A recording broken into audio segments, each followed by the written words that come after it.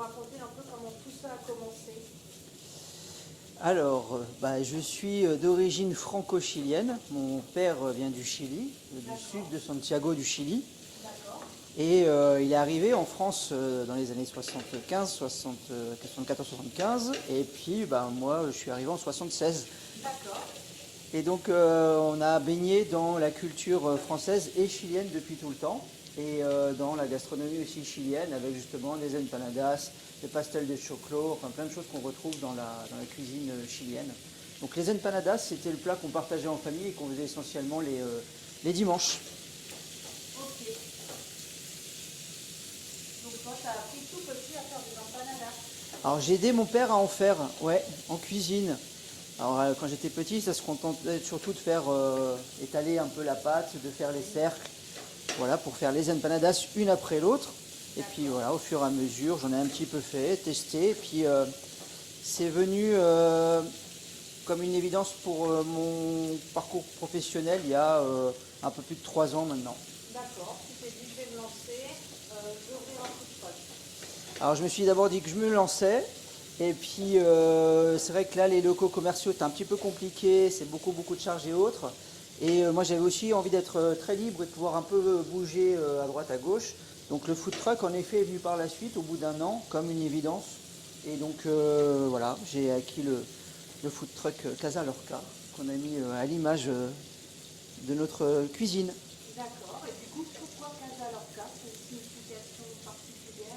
Alors, Casa, ça veut dire la maison en espagnol, et Lorca, c'est mon nom de famille. Et comme pour moi, les empanadas, c'est vraiment quelque chose qu'on peut partager en famille, entre amis, ça me paraissait là aussi évident d'avoir ce nom-là, et puis ça sonnait bien, Casa Lorca. Ça doit donner pas mal d'infos, hein. C'est bien tout. J'ai même pas besoin de poser les questions. Ouais, si tu me lances, c'est bon. Ouais, ça y est. Je passionnée. Et donc quand j'avais 5 ans, Alors, il faut savoir que j'aime beaucoup. j'aimais bien aller en vacances. C'est pas dans les questions, non, Mario. c'était pas la question. Oui, mais c'est pas grave. C'est J'ai pas envie grave. de me raconter aujourd'hui. J'ai envie de parler de Alors, moi. ce que je peux te dire quand même d'important, c'est que il y a un truc assez marrant, c'est que dans la cuisine latine, contrairement à ce qu'on pourrait penser, on utilise beaucoup de coriandre. C'est pas quelque chose qui est forcément, par exemple, seulement axé sur la cuisine, par exemple, asiatique. Au Chili, en Colombie, dans d'autres pays d'Amérique du Sud, on trouve beaucoup de coriandre et on en a dans beaucoup de plats. Voilà. D'accord. Et là, on en met du coup pour nos empanadas chorizo, mais aussi pour le bœuf. Enfin voilà. Ok. Parle-moi un peu de ta carte. Qu'est-ce que tu proposes du coup comme plat dans ton food truck? Alors on propose déjà les empanadas, c'était le premier produit d'appel un petit peu qui représentait la société.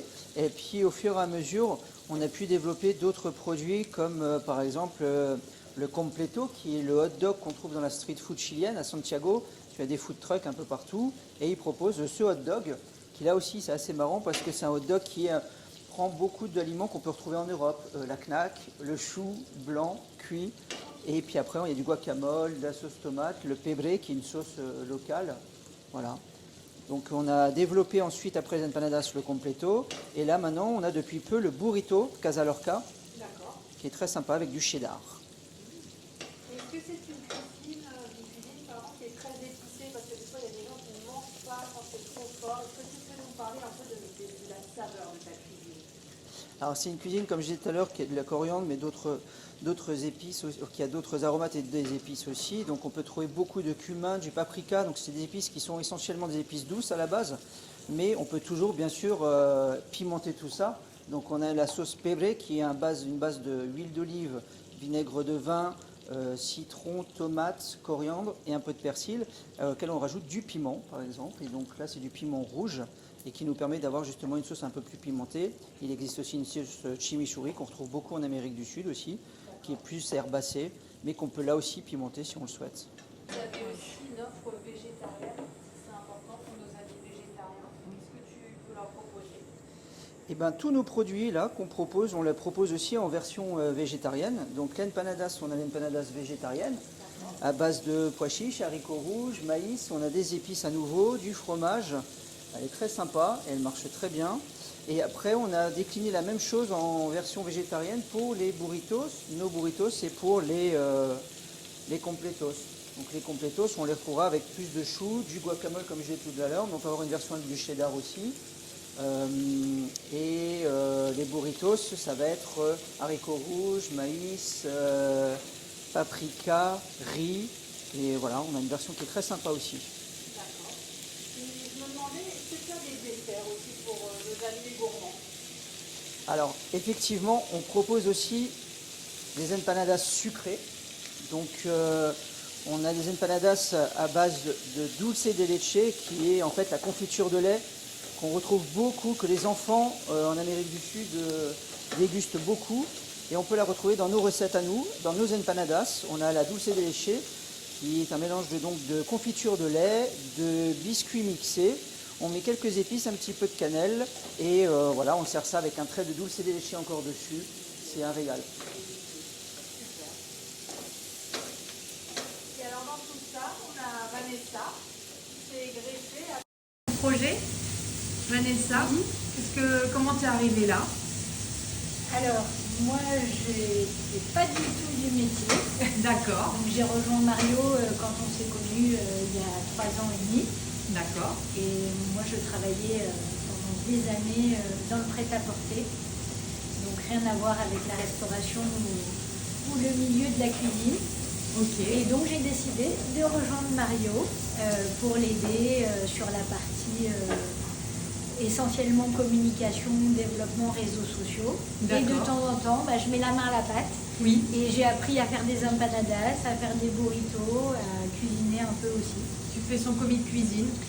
Voilà, je l'aide aussi dans tout ce qui est préparation, quand il y a besoin, et aussi sur tout ce qui est événementiel. Donc je l'aide dans le food truck et sur les événements. Entendu. Elle fait bien. C'est bien plus qu'une aide. C'est une base, c'est le support. Grâce à elle, je m'en sors aussi parce que c'est pas facile d'en parler comme ça. C'est un peu intime aussi. On est ensemble dans la vie. On partage vraiment du coup tout par rapport à ça. Mais elle m'aide beaucoup, beaucoup, beaucoup. Je crois que sans elle, je ne serais pas là où on en est maintenant, quoi. C'est une belle déclaration. Eh ben, Voilà. Et l'idée du bateau apéro, on en parle?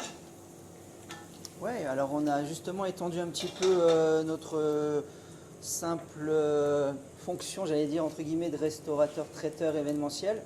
On est parti un peu plus sur l'événementiel avec la possibilité, et puis on a mis en place il y a un peu plus d'1 an et demi, 2 ans maintenant, Oui, à peu près 2 ans. des Des croisières after work sur l'eau à Strasbourg, qui s'appellent les bateaux apéro. Et ça marche vraiment du tonnerre, c'est super sympa. On a la chance d'avoir un très bon réseau aussi au niveau des DJ, donc on peut varier au niveau de la musique ce qu'on y met à bord. On propose un tour de 1h30 de Strasbourg, et à bord on propose donc pareil nos spécialités Casa Lorca, donc les empanadas. Là on va proposer un petit peu les burritos aussi, des boissons, des cocktails latinos. Et tout ça, pendant 1h30, les gens peuvent un peu s'évader, sortir tout en restant à Strasbourg, mais sortir un petit peu du cadre habituel lors de cette croisière. D'accord.